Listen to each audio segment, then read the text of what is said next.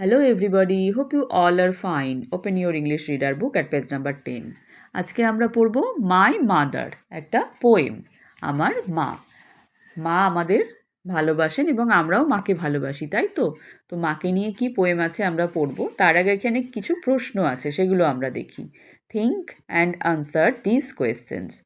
Think and answer অর্থাৎ ভাবো এবং উত্তর দাও দিস কোয়েশ্চেন্স, এই প্রশ্নগুলোর। কি আছে? Number 1, what kind of family do you have? তোমার পরিবার কেমন ধরনের? কাইন্ড মানে ধরনের। বিগ অর স্মল, বড় না ছোট? যদি তোমার পরিবারে তুমি তোমার বাবা মা ছাড়া হয়তো একটা ভাই বা বোন আছে, তাহলে সেটা হচ্ছে তোমাদের স্মল ফ্যামিলি। আর যদি সেখানে তুমি তোমার বাবা মা, তার সাথে ভাই বোন, আরও তার সাথে তোমার দাদু ঠাকুমা অর্থাৎ গ্র্যান্ডমাদার গ্র্যান্ডফাদার, তোমাদের কোনো আঙ্কেল আন্টি ইত্যাদি থাকেন, তাহলে সেটা তোমাদের বিগ ফ্যামিলি। তুমি তাহলে ভেবে দেখো তোমাদের ফ্যামিলিটা বিগ না small. Number 2, how many members are there in your family? How many members are there? কতজন সদস্য আছে in your family, তোমার পরিবারে? তাহলে কে কে আছেন? বাবা মা, তুমি, ভাই বোন, দাদু ঠাকুমা, যতজন আছেন গুনে ফেলবে, ততজনের মেম্বারেরই তোমাদের ফ্যামিলি।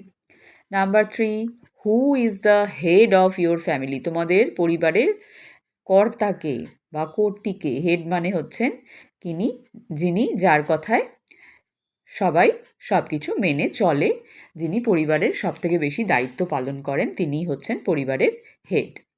তো তোমাদের পরিবারে কে হেড সেটা তুমি ভেবে দেখো। তোমার বাবা মা না তোমার দাদু বা ঠাকুমা, কে কে তোমাদের পরিবারের head? Who tax care of all the needs of the family? বলছে হু টেকস কেয়ার, কে সেবা যত্ন করে বা কে খেয়াল রাখে, of all the needs of the family, পরিবারের সমস্ত প্রয়োজনের। অর্থাৎ একটা ফ্যামিলিতে যা মেম্বাররা আছেন তাদের সবার যা কিছু দরকার, তাদের সব কিছু খেয়াল কে রাখেন? নিশ্চয়ই তোমার মা রাখেন, বড়রা রাখেন।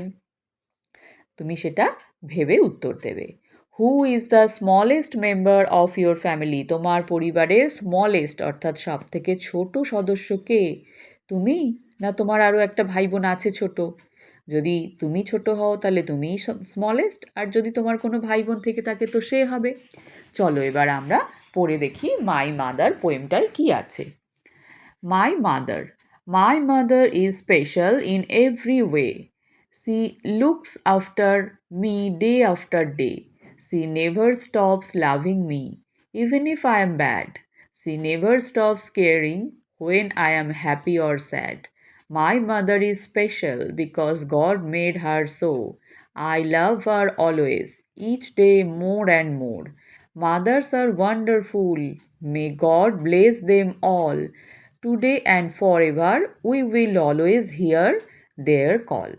আজকে আমরা পুরোটার মানে শিখব না, আমরা আজকে এই পর্যন্ত মানে শিখব। চলো দেখি কি মানে আছে। মাই মাদার ইজ স্পেশাল, আমার মা বিশেষ, অর্থাৎ তিনি খুব স্পেশাল, তিনি বিশেষ একজন। ইন এভরি ওয়ে, সব দিক দিয়ে, অর্থাৎ সব দিক দিয়েই তিনি খুব স্পেশাল বা বিশেষত্বের অধিকারিণী। সি লুকস আফটার মি, তিনি আমার দেখাশোনা করেন। ডে আফটার ডে, দিনের পর দিন।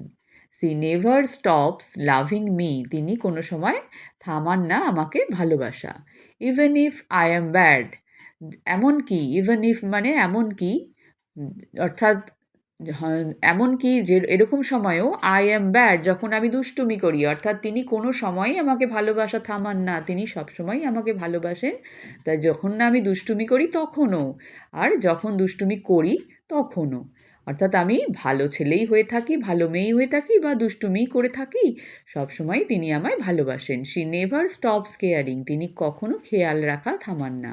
When I am happy or sad, যখন আমি খুশি হই বা দুঃখিত হই, অর্থাৎ আমি খুশি হলেও তিনি আমার খেয়াল রাখেন, আবার আমি দুঃখিত হলেও আমার খেয়াল রাখেন, সবসময় তিনি খেয়াল রাখেন।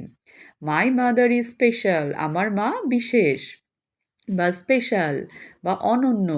Because god made her so, কারণ, বিকজ মানে কারণ, গড মেড ঈশ্বর তৈরি করেছেন, হার সো তাকে সেরকমই, অর্থাৎ ঈশ্বর আমার মাকে এমনভাবেই তৈরি করেছেন যে আমি দুষ্টুমি করলেও তিনি আমায় ভালোবাসেন, ভালো হয়ে থাকলেও ভালোবাসেন।